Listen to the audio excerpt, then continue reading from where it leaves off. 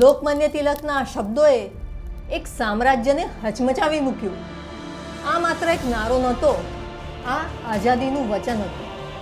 પણ આઝાદીનું સ્વપ્ન ઘણા લોકોને નામુમકિન લાગતું હતું, હસવાની વાત લાગતી હતી. તો પણ 1947માં એ વચન પૂરું થયું. હિન્દુસ્તાને અંગ્રેજોની ગુલામીની સાંકળો તોડી નાખી. આપણે પોતાને ચલાવવાનો હક જીતી લીધો. પોતાનું આવનારું કાલ પોતે લખવાનો હક મળ્યો. પણ આઝાદી ક્યારેય છેલ્લો પડાવ નહોતો.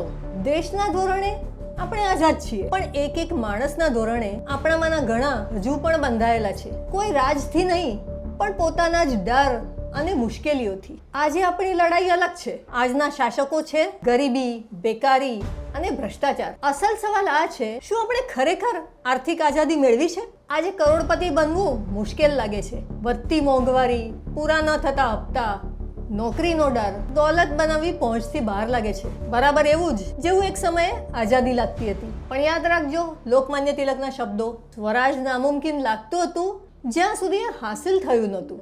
અને આજે આર્થિક આઝાદી નામુમકિન લાગે છે જ્યાં સુધી તમે એનું સ્વપ્ન જોવાની હિંમત નથી કરતા. તમારા આ સ્વપ્નને પૂરું કરવા માટે અમે લાવ્યા છીએ. અમે માત્ર એક ગાઈડ નથી. કરોડપતિની પાઠશાળાને તમારી નાની શાળા જેવી સમજો. અહીં તમે એક સુરક્ષિત માહોલમાં શરૂઆત કરો છો, શીખો છો, કોશિશ કરો છો, ભૂલો કરો છો અને જરૂર પડે તમને આધાર પણ મળે છે. પગલે પગલે હાથ પકડીને અમે તમને સફર સમજાવીએ છીએ. પહેલા પાઠથી લઈને પહેલી સફળતા સુધી દરેક વળાંક પર અમે તમારી સાથે છીએ.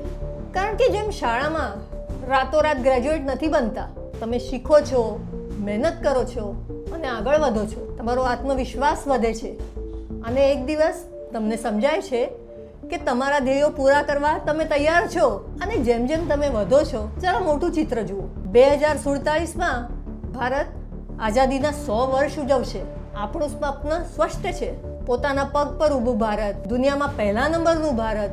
આ ધ્યેયને પૂરું કરવાની આપણી સૌથી મોટી આશા છે આપણી યુવાન પેઢી. એવા યુવાનો જે નવી આઈડિયાઓથી છલોછલ ભરેલા છે, જોશ અને ઉર્જાથી લબાલબ છે, મોટા સપના જુએ છે અને જબરજસ્ત હુનર ધરાવે છે. પણ 2047ના મનોરથો ખાલી ખિસ્સાથી નથી બની શકતા. કારણ કે આવતીકાલ બનાવતા પહેલા આજની મુશ્કેલીઓને જીતવી પડશે.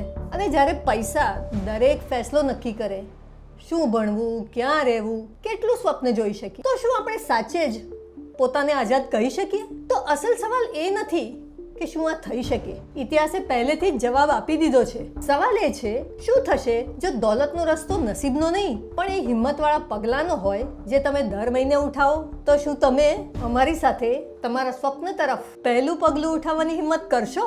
કારણ કે સ્વપ્ન જોવા માટે આંખો કરતાં વધારે હિંમતની જરૂર હોય છે.